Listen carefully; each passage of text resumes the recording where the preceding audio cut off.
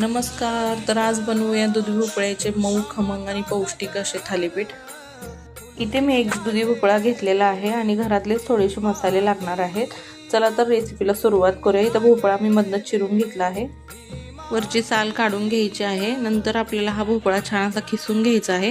परातीमध्ये इथं मी पीठ मळणार आहे. त्यातच मी हा भोपळा खिसून घेतलेला आहे. हे पहा, अशा पद्धतीने खीस झालेला आहे. तर लसूण, जिरे आणि हिरव्या मिरच्याचा मी जाडसर असा पाणी न घालता ठेचा बनवून घेणार आहे. 1 वाटी गव्हाचं पीठ, 1 वाटी बाजरीचं पीठ आणि अर्धी वाटी बेसन हे सर्व पीठ यामध्ये घालते. जो आपण ठेचून घेतलेला ठेचा आहे तो घातला. इथे 1 चमचा हळद आणि 2 चमचे मिरची पावडर घालून घेतली. थोडासा ओवा घ्यायचा, तो आपल्याला हातावर चोळून घालायचा आहे. चवीनुसार मीठ घालून घ्यायचं आहे आणि भरपूर अशी कोथिंबीर घालायची आहे. आता पाणी न घालता हे सर्व पीठ या भोपळ्याच्या खिसात मळून घ्यायचं.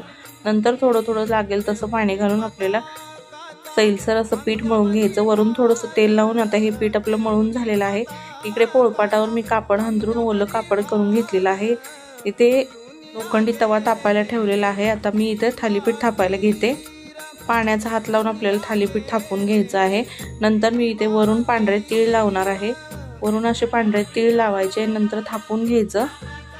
मध्ये अशी होलं करून घ्यायची. तव्याला तेल लावून घेतलेलं आहे. आता थालीपीठ भाजण्यासाठी यावरती घालून घेऊया. हळूच वरचा कपडा काढून घ्यायचा. नंतर थोडा पाण्याचा शिंतोडा द्यायचा. परत कडेने तेल सोडून आपल्याला हे थालीपीठ खमंग खरपूस होईपर्यंत भाजून घ्यायचं आहे. दोन्ही बाजूने आपल्याला तेल लावून मस्त खमंग खरपूस असं हे थालीपीठ भाजून घ्यायचं आहे. सकाळच्या नाश्त्यासाठी किंवा संध्याकाळच्या जेवणासाठी परफेक्ट अशी रेसिपी आहे. पद्धतीचं हे झटपट तयार होणारं थालीपीठ तुम्ही देखील नक्की करून पहा. व्हिडिओ आवडला तर चॅनलला सबस्क्राईब करायला विसरू नका.